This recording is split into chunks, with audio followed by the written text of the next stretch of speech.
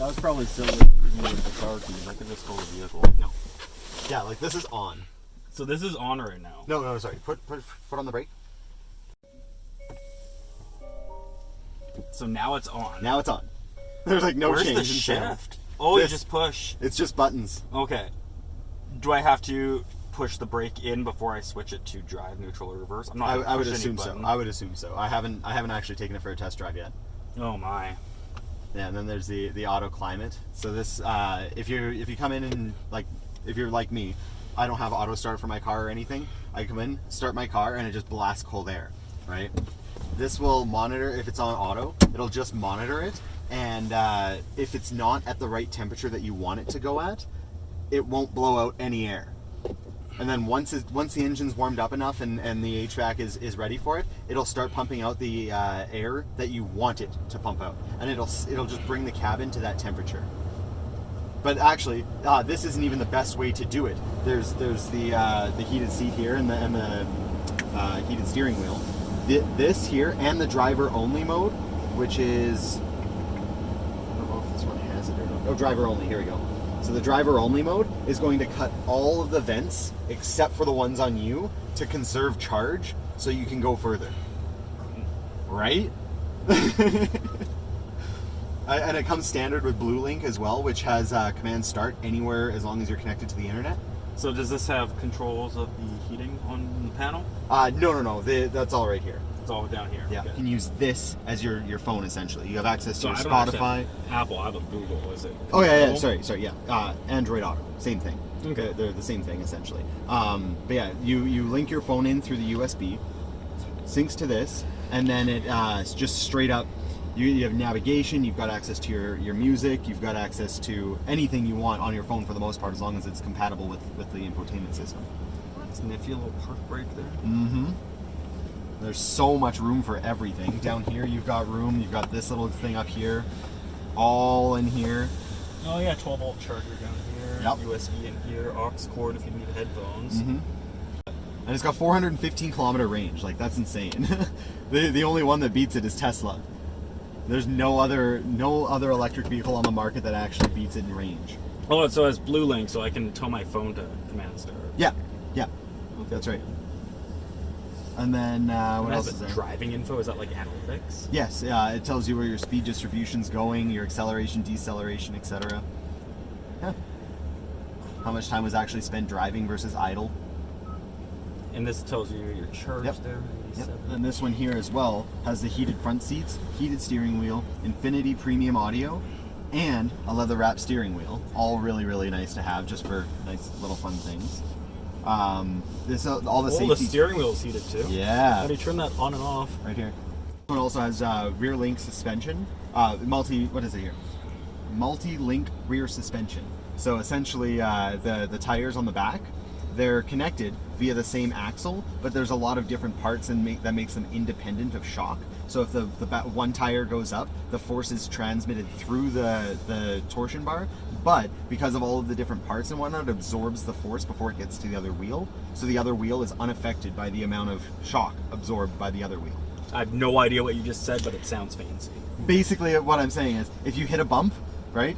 Say you hit a bump with just this side, or just the one wheel, it would go up and you wouldn't even feel it on this side. Oh, okay, cool. Yeah. Really good suspension. It translates into a really smooth ride. It's really, really cool. And then, yeah, the safety features are the thing that I really love. There's the adaptive cruise control with stop and go traffic. So if you're going forwards and there's a car in front of you, and say you're in town, you're going 50, 60 kilometers an hour, you have your cruise on, oh, there's a car in front of me. It starts to slow down and then stops if that car is stopped. It'll match that speed. And it has auto stop? Yeah. If you've got the cruise control on. Oh, okay. Yeah. There's also, forward collision monitoring, right? So if it does seem like you're going to hit something, it'll automatically apply the brakes to it to slow you down. It's got the blind spot warning in both mirrors. Obviously, it's a really, really nice feature to have. Just, I don't see why you wouldn't like that. I like the different modes too. And it even has like a funny little systems that sport. Yeah. Normal, eco. Yeah, Eco and Eco Plus. Oh, there's Eco Plus? Yeah. Eco, normal, and Sport. Oh yeah. So this is 326 kilometers there. If I do this, drive mode normal, hold drive mode for Eco Plus. There you go. Now I'm in Eco Plus. There you go. Wonderful. So now it's 398 kilometer range. Mm-hmm. But that also kills the fans, if you noticed. I did notice that. Yeah. It didn't kill the heated seats. That's right. That's right. Because this is actually a more efficient way to heat you up than blowing air on you. That's interesting. I Right? didn't know that. So if I'm back to, then this is just normal. Mm-hmm. So And then everything you comes back literally lose like 60 kilometers. Oh, wait, more. Oh my god. The range is going down so fast. up. Correct.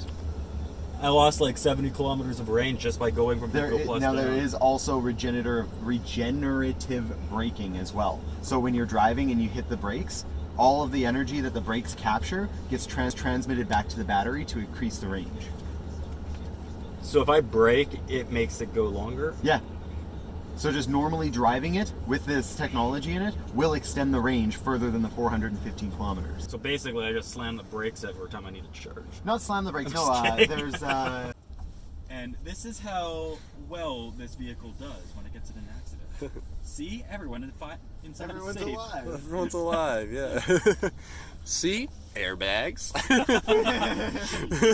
I'm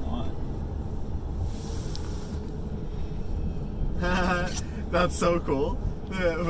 Check this out. Oh, that's charging it? Yeah. But all of that energy from the slowdown is captured for the battery. Okay, so that's mostly beneficial in city driving. Correct. Yeah. Correct.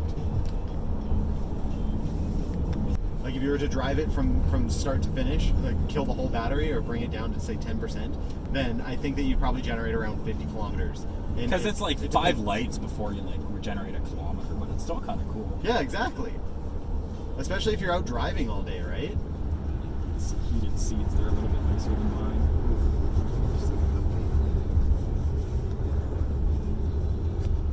Like I feel like I'm spoiled with my vehicle, but this vehicle is making me feel extra spoiled. The whatchamacallit, regenerative braking isn't on anymore. Like it was on automatically when I was driving before. That must be the Eco Plus mode. Oh, gotcha. Yeah. So Or just the eco mode in general. It might be, yeah. This is almost bizarre. How quiet it is. Like, there's no engine sound. Nope. Like, the only sound you get is like the sound of the wheels. Yeah, it's so quiet. I don't know if like I like it or if it's a little unnerving. It's kind of both. I personally like to drive in quiet. Like I turn everything off and I'm just super quiet and I think while I drive. And, I do that a lot. I really enjoy this.